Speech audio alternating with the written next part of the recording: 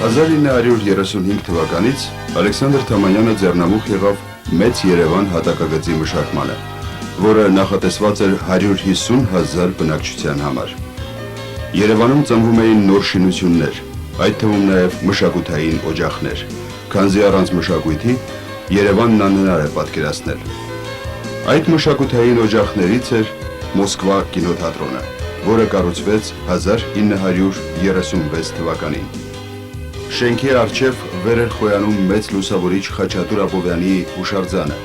որը այսօր տեղափոխվել է Քանաքեռ եւ իր հաստատուն տեղը զբաղեցրել Խաչատուր Աբովյանի տուն-թանգարանի առջև։ Կինոթատրոնը դարձավ երևանցիների սիրված անկյուններից մեկը։ Լեփլեցուն դահլիճներում մինչև 1990 թվականը այստեղ ցուցադրվել են հազարավոր ֆիլմեր։ 1990-ից հետո էներգետիկ եւ տնտեսական ճգնաժամի պատճառով կինոթատրոնը ստացավ ծանր անբուժելի վերքեր։ Սակայն ի տարբերություն մյուս կինոթատրոնների չդարձավ ոչ տոնավաճառ, ոչ շուկա, ոչ էլ ավտոսրահ։ Ճիշտ է, մի շրջան այստեղի անկյուններից մեկը վերածվեց կենդանաբանական այգու, ուր ցուցադրվում էին սողուններ, սակայն կինոթատրոնը չդադարեց ծառայել իր գործին։ Վերջերս Մոսկվա կինոթատրոնը վերածնվեց։ Վերածնվեց նաև հանդիսատեսը, սակայն այդ մասին հետո։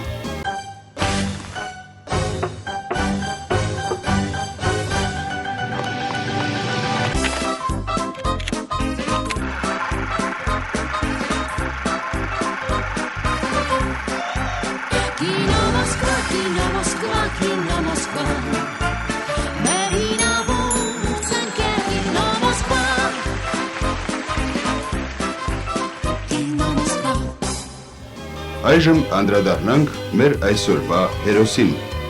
որը ոչ քաղաքապետ է, ոչ ճարտարապետ, ոչ շինարար, ոչ էլ նկարիչ։ Նա երևանցի է, ավելին, ճանաչված երևանցի։ Եվ այսպես Անիկ Եղոյան ծնվել է Նոր Բայազետում, 1 ամսական հասակից տեղափոխվել է Երևան, սովորել է Երևանի խորեգրաֆիկ ուսումնարանի դասական բաժնում մինչև 7-րդ դասարան, ապա տեղափոխվել Մանուկ Աբեղյանի անվան թիվ 3 դպրոց։ Աշխատանքային գործունեությունը սկսել է Երևանի Լենինի պողոտայում գտնվող գրքերի բաժանորդագրման խանութում որպես վաճառող։ Ավարտելով հաշվապահական դասընթացները աշխատել է տարբեր հիմնարկներում որպես հաշվապահ, ապա 1952 թվականից առ այսօր աշխատում է Մոսկվա կինոթատրոնի հաշվապահությունում որպես ավագ գանձապահ։ Ամուսնացած է, ունի 2 երեխա եւ 4 թոռ։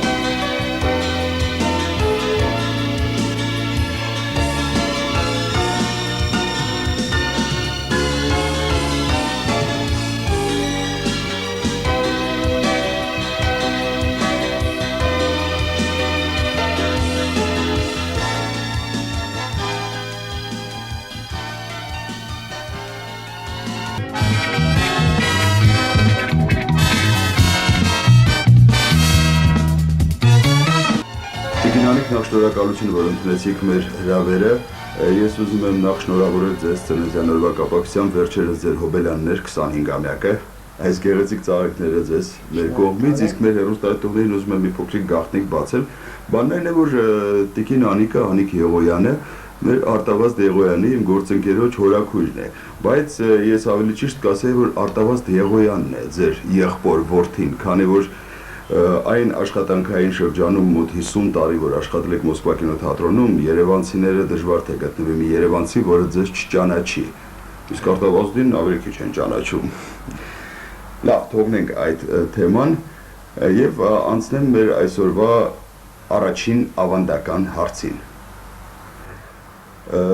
Մենք այս պահին գտնվում ենք Անի Պլազա հոթելում եւ ունենք ավանդական հարց կապված այս հյուրանոցի հետ եւ այս փողոցի հետ։ Ինչ հիշողություններ ունեք կապված Սայաթ Նովայի փողոցի եւ Անի հյուրանոցի հետ։ Հիշողությունները մեծ կլինեն, որովհետեւ ես անց եմ կացրել իմ մանկությունս Աբովյան փողոցում, որը շատ քիչ տարածություն ունի Անի հյուրանոցից ներքև, դե բոլորս էլ շատ մեծ ոգևորվածությամբ ասում էինք, ինչ մեծ սիրուն շենք է կառուցված, եւ շարունակվեց իմ հիշողությունը նաեւ, որ կինոթատրոնում աշխատելիս մենք ունեինք այդպիսի մի սովորույթ, որ ամեն ամիս կազմակերպում էինք հավաքույթներ կոլեկտիվի անդամներով, իհարկե մեր հաշվին, ոչ կինոթատրոնի, այո, եւ անց էինք կացնում տարբեր վայրերում, այդ թվում մեկ ամիսն էլ եղավ մեր հավաքույթը այստեղ, նրանց որտեղ ռեստորանում թե այստեղ Մարանում։ Ռեստորանում։ Տիկին Անիկ, ասացիք, որ ապրել եք մանկուց Աբովյան փողոցում։ Անհնար է, որ չհիշեք այն տարիների Աբովյան փողոցը։ Արաբալային հիշում եք։ Շատ։ Այն ինչպեսին էր նա։ Այն ինչ որ հիմա նկարագրում են, ոնց որ նա կողքից կանգնած լինի, այդքան ճիշտ նրան նկարագրել, երբ որ մենք շատ մանուկ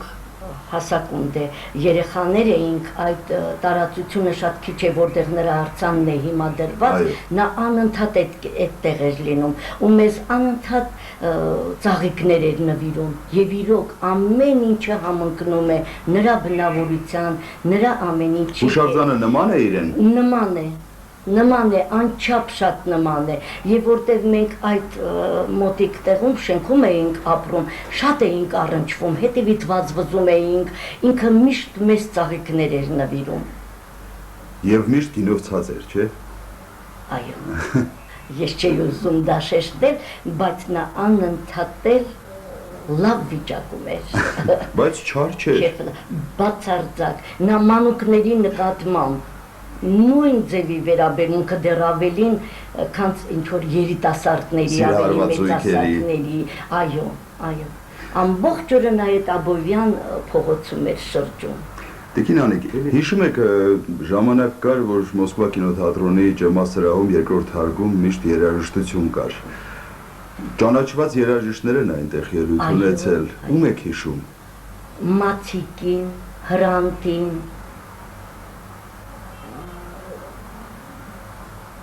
Հովիկին, Լեննականցի, մեր մայստրոն Մարտին Վարդազարյանը նույնպես, որը ղեկավարում էր։ Իդեպ նրա հայրն է հիմնադրել այդ նվագախումբը, Ցոլակ Վարդազարյանը, այդտեղ Մոսկվա կինոթատրոնում։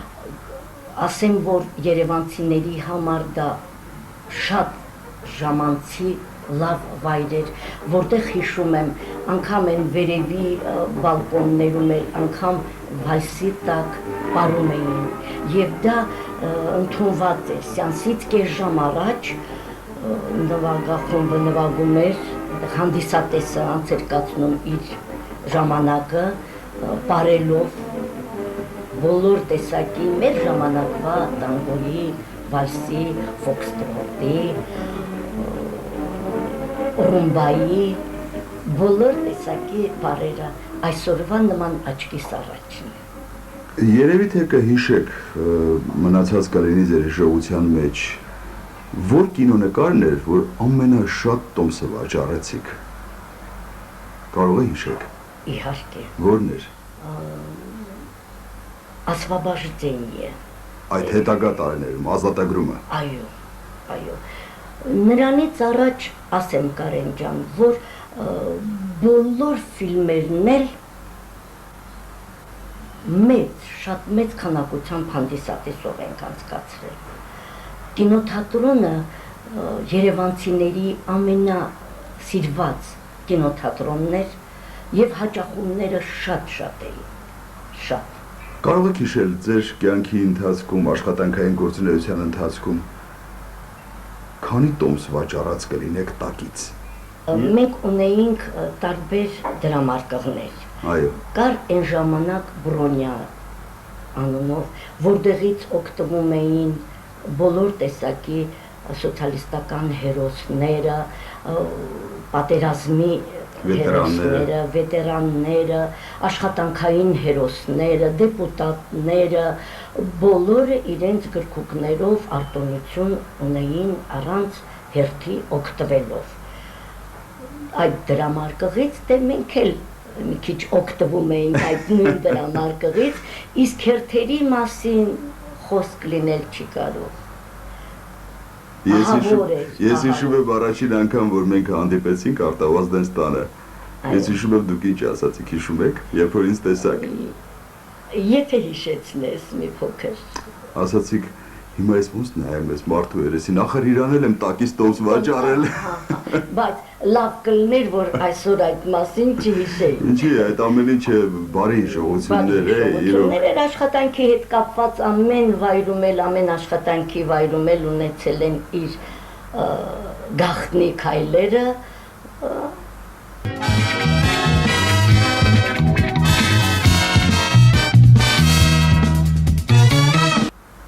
Ես կուզեի, որպեսզի հիշեինք Մոսկվա կինոթատրոնի տնօրեններին։ Այս հաղորդաշարը թանկարժեք է նրանով, որ անուններ են հնչում, այնպես որ եթե կարելի է մի քանիսի անունը գոնե,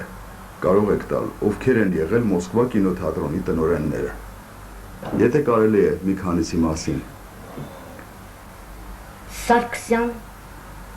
Սիմոն,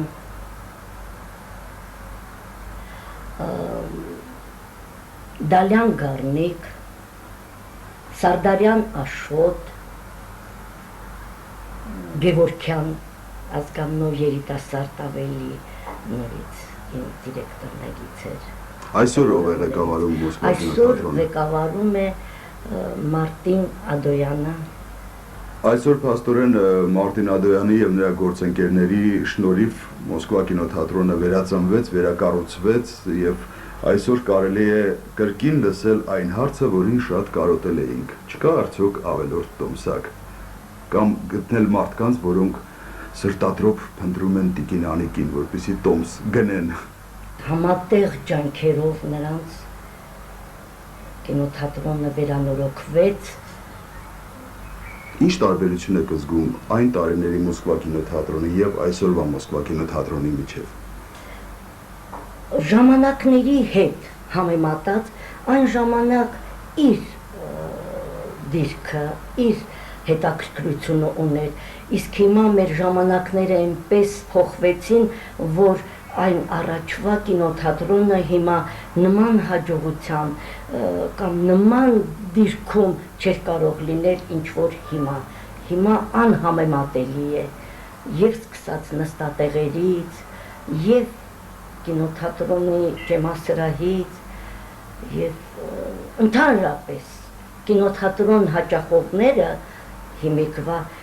եւ այն ժամանակվա իհարկե սերունդի ոչ շատ մեր երիտասարդությունը տարբերությունը կզգան շատ մեծ, շատ։ Իսկ ճանաչված մարդկանցից ում եք հիշում։ Մարդիկ, որոնք հաճախ գալիս էին Մոսկվա կինոթատրոն, զբոսնում էին Աբովյան փողոցով, չէ որ Աբովյան փողոց ասած բուլվար լիներ։ Բոլորը երեկոյան դուրս էին գալիս զբոսանքի այնտեղ։ Ում եք հիշում ճանաչված մարդկանցից, լինի դա արվեստագետ կամ քաղաքական գործիչ։ Գիտեք ինչ, իմ հիշողության մեջ շատ մեծ տպավորությամբ է մնացել Վարդան Աճիմյանի հետ հանդիպումը։ Խորեն Աբրամյանը, Ֆրունզիկ Մկրտչյանը, իհարկե կներեք Մհեր Մկրտչյանը, Սոս Սարգսյանը, բոլորը։ Դե չէ որ Երևան հյուրանոցի սրճարանը այնտեղն էր, որտեղ բոլորը հավաքվում էին, Հրաչյա Ներսեսյանը, Շերենցը, այո։ Իսկ այդ դերասանները, Վալոդյա Աբաջյանը, այո, իսկ այդ դերասանները գալիս էին Մոսկվա կինոթատրոն, ընդհանրապես ֆիլմերին ներկա լինում էին։ Այո։ Հաճախ էին գալիս։ Նրանց համար ինչ որ արտոնություններ կար։ Այո։ Նրանց համար դուրս էր գրվում հրավիրատոմսեր, մեծամասնությամբ նրանք հաճախում էին։ Ընդհանրապես կինոթատրոնում գոյություն ունի մինչև հիմա էլ այդ տրադիցիան, որ հրավիրված հրավիրատուն սերով մարդիկ են դիմում։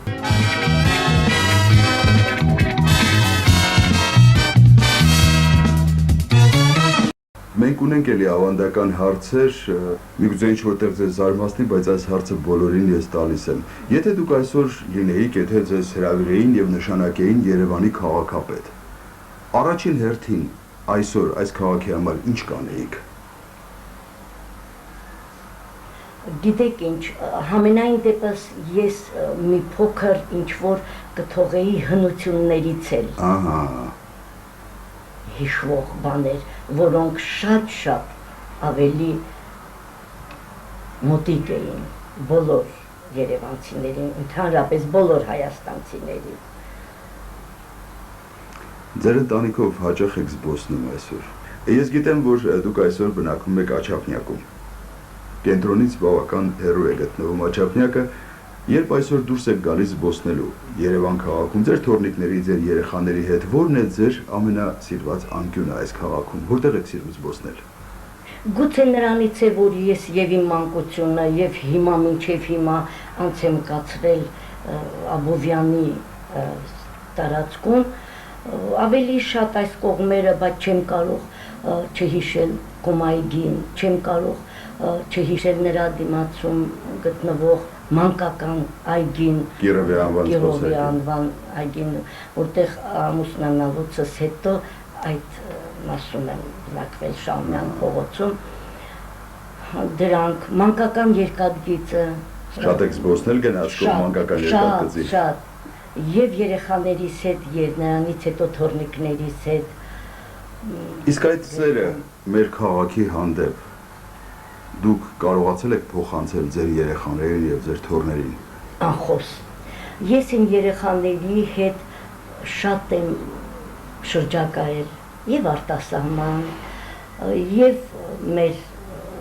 ծովափնյա Սևծովի, եւ Ղրիմի, եւ այս ափի քաղաքներում, եւ շատ մեծ է եղել զարմանքս, որ ինչպես ես էի, երբ որ մեկ շաբաթ կամ 4-10 օր անցնում էր, արդեն ձգում էր Երևանը, նույնն էր փոխանցվել էր իմ երեխաներիս մեջ։ Մամա չեն գնում, դեռ չվերջացավ մեր արձակուրդը։ Այնպես որ իսկ արտասահմանում գտնված ժամանակ, այդ ժամանակ ավելի շատ էր, որտեղ զգում էինք, որ մենք շատ հեռու ենք մեր Երևանից ու անհամբեր սպասում էինք նորից մեր Երևանը, մեր տունը, առանձնահատուկ իմ աշխատավայրը, որը ինձ համար եւ ամեն ինչ է հիշողությունների մեջ էլ, ամեն ինչ է դա կինոթատրոնը, կարող եմ ասել իմ ընտանիքս, իմ երջանկությունը, իմ ուրախությունը, իմ դժբախտությունը, ամեն ինչը կատարվել է կինոթատրոնում։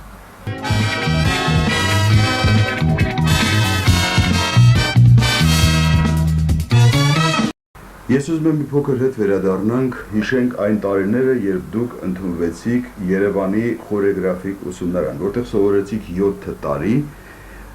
ապա թողեցիք ուսումնարանը։ Ինչն էր պատճառը, որ որոշեցիք այդ մասնագիտությունը ստանալ, դասական բալետի բաժին ընդունվել եւ ինչու թողեցիք այդ մասնագիտությունը 7 տարի սովորելուց հետո։ Ասեմ, ինձ մեջ մանուկ հասակից շատ սեր կար բարի նկատմամբ, ինձ չմերժեցին իմ ծնողներս, ընդունվեցի, ասեմ, բավականին էլ հաջողություններ է ունենում, հիշում եմ մեր առաջվա Լենինի հրապարակում, երբ որ բեմեր էր սարքվում այնտեղ, կազմակերպվում էր համերգներ, այդտեղ ես իմ խորեգրաֆիկ դպրոցից ներկայացուցիչ որպես տեղ համերգներ են տվել, պարում էինք 2 հոգով կուկլայի պար եւ հիշում եմ, երբ որ 1-2-3 օրից հետո, երբ որ մեր տունը Աբովյանն էր, բնական է ես պետք է Աբովյանով քայլեի, Աբովյան ուրեմն տուն մտնելուց 2 ամուսիններ էին, մեկը մյուսին ասեց, այ ես եմ կուկլա պարողներ, այնպես որ աչք էին գնում եւ շատ մեծ սեր էի տածում բարի նկատմամբ, բայց դա մեր արտավազդի հոր մեղքն է, այո։ Ես ուզում եմ մեր հեռուստադիտողներին ասել, որ ոչ թե Արտավազդ Եղոյանի հայրը, այլ Ֆրունզե Եղոյանը ճանաչված պարող, որը տարիներ շարունակ պարել է Թաթուլ Ալթունյանի երգի պարի անսամբլում, եղել է մենակատարը, այսօր էլ շարունակում է իր գործը Կիրովականում կամ Վանաձորում ավելի շուտ այսօր այդպես են ասում, Վանաձորում մատաղսերում է դաստիարակում։ Կարեն ջան, մինչև հիմա էլ ինձ համար հանելուկ մնաց, ինչու հանկարծ իմ եղբայրս որոշեց, որ ես էլ չպետք է շարունակեմ, իսկ մեր ժամանակներում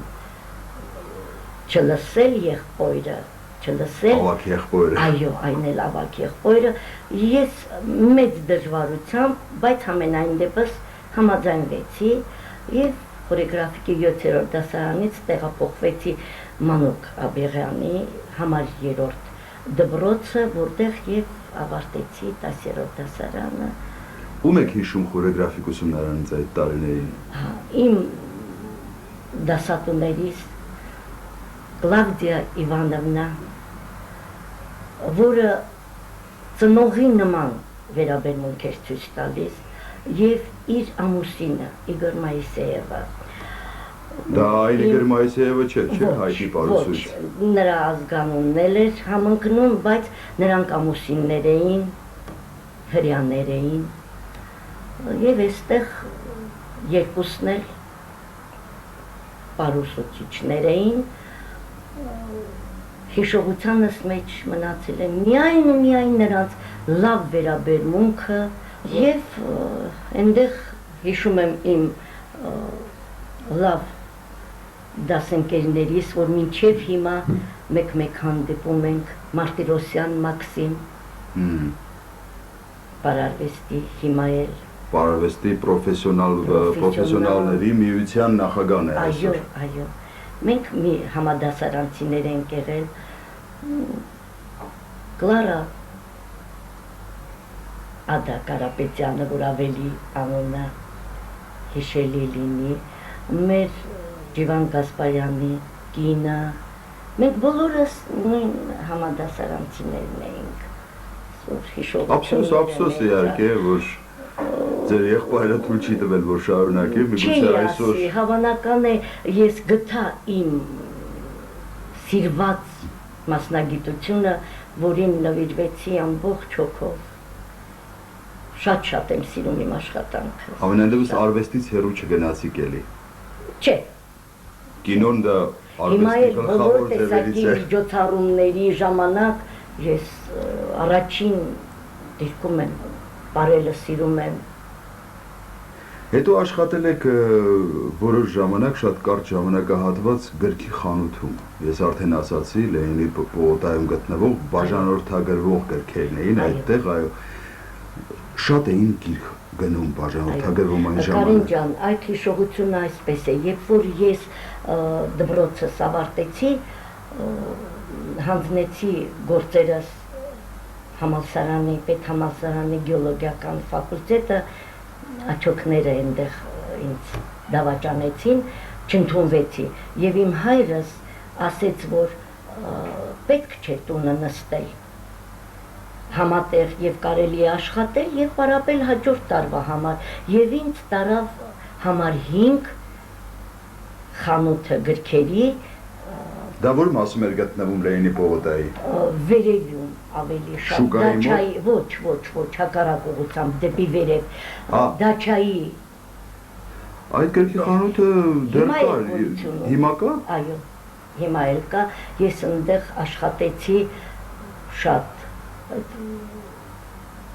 բաժանորդագրության բաժնում, մենք ունեինք աշխատողներ, որոնք իրացնում էին տոմսերը եւ հիմնարկ ձեռնարկություններում, եւ բնակավայրերում, նրանց հասցեներով։ Ինչ է կարծում, հիմա այն շատ գիրք կարդում, թե այն ժամանակ։ Չէ, այն ժամանակ։ Ինչն է պատճառը։ Չեմ կարող ասել, ինչ։ Թանկ են գրքերը, թե ցանկություն չկա։ Չէ, գուցե եւ արժեքի հետ էլ կապված կա, բայց ինչու՞ չէ, հիմա էլ են շատ կարդում, մենք աշխատողներ ունենք երիտասարդ, որ իրենց ընդմիջման ժամանակ, այն ժամանակ, երբ որ սեանսը արդեն սկսված է, իրենց այդ ազատ ժամանակ գրքերը ձեռքերին վերևի ճեմասրահում նստած սաթորի վրա կարդում են։ Կա, հիմա էլ կա։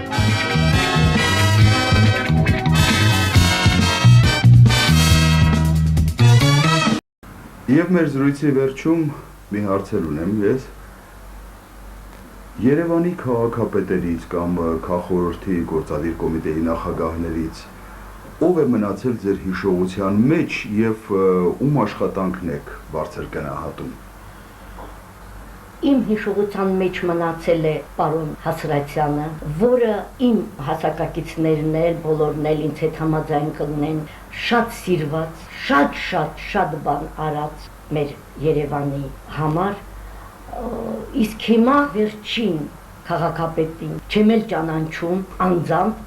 բայց Ռոբերտ Նազարյանին եւ առիթից օգտվելով, եթե նա ինձ հիմա լսում է, ես իմ խորին շնորհակալությունն եմ ուզում հայտնել, որտեղ շատ կարճ ժամանակում շատ մեծ տարբերությամբ մեր քաղաքի բոլոր անկյուններում, երբ որ հանգարցակի մի ինչ-որ ուրիշ անկյունում հայտնվում եմ, անմիջապես տարբերությունը զգում եմ, որ նրա լոման կա այդ տարածքում։ Շնորհակալություն նրան, որ այդքան մեծ բաներ արեց մեր քաղաքի համար։ Շնորհակալություն ձեզ Տիկին Անիկ, եւս մեկ անգամ, որ ընդունեցիք մեր հրավերը, շնորհակալություն այն հիշողությունների համար, մեր հարազատ քաղաքի մասին պատմեցիք, եւս մեկ անգամ ուզում եմ շնորհավորել ձեզ, ձեր ծննդյան օրվա կապակցությամբ եւ մաղթել, որպեսզի միշտ մնաք այսպես երիտասարդ։ Ես ցանկանում եմ, որ ցանկացած երևանցի, նույնիսկ այն երևանցիները, որոնք ցավոք այսօր այստեղ չեն, ստիպված են եղել գնալ Հայաստանից, վերադառնան, գան Մոսկվա կինոթատրոն եւ կրկին այդտեղ տեսնեն իրենց սիրելի Տիկին Անիկին։ Այո, Կարեն ջան, ես եմ շատ շնորհակալ ձեր հաղորդաշարից, որ դուք ինձ հարգեցիք, հիշեցիք։ Դա կապ չուներ, թե ես ում հորաքույրն եմ, իմ կարծիքով։ Ես ծրագրի սկզբում ասացի։ Այո, շատ շնորհակալ եմ։ Ամենակարևորը ես մեր, եթե թույլ կտաք ժամանակ ունեմ, Իհարկե, խնդրեմ։ Ես մեր երևանցիներին կդիմեմ եւ երիտասարդությանը, եւ մանուկ հասակի երեխաներին, որոնք կարող են արդեն լսել եւ հասկանալ, թող բոլորը սիրեն իրենց աշխատանքը, լինեն մաքուր իրենց աշխատանքին եւ կարժանանան եւ բարով խերով հասնեն իմ Հոբելյանին եւ կարժանանան այն հարգանքին, այն պատվին, այն վերաբերմունքին, ինչ որ արժանացել եմ ես այս տարիքում, դրանից են կողմ երջանկություն գոյություն չունի։ Շատ շնորհակալ եմ, բոլորի առողջություն եմ ցանկանում, երկար կյանք եւ աշխատանքում հաջողություն։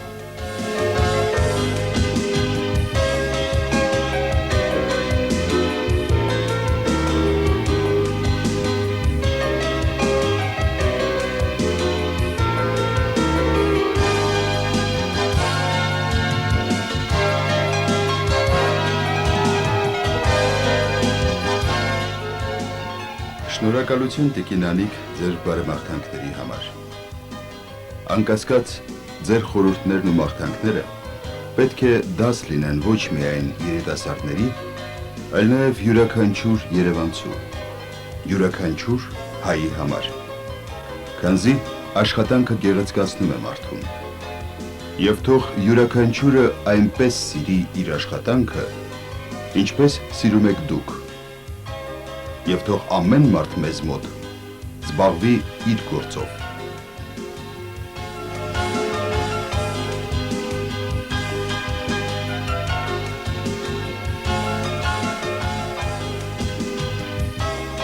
Այսօր Տիկին Անիկը կարող է հպարտ քայլել իր Երևանի փողոցներով,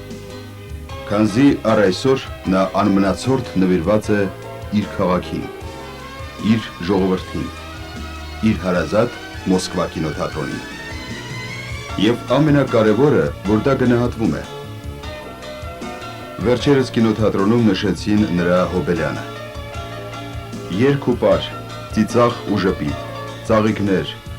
նվերներ ու շնորհավորանքներ հարազատ կոլեկտիվի, նույնիսկ մշակույթի նախարարության կողմից։ Մի խոսքով տոն, որը Հոբելյարը երբեք չի մոռանա։ Մեր քաղաքը ունեցել է եւ ունի լեգենդար անձնավորություններ, եւ նրանց կողքին իր անունը հաստատուն գրանցել է Անիկ Եղոյանը։ Եվս մեկ անգամ ծնունդդ շնորհավոր, Տիկին Անիկ։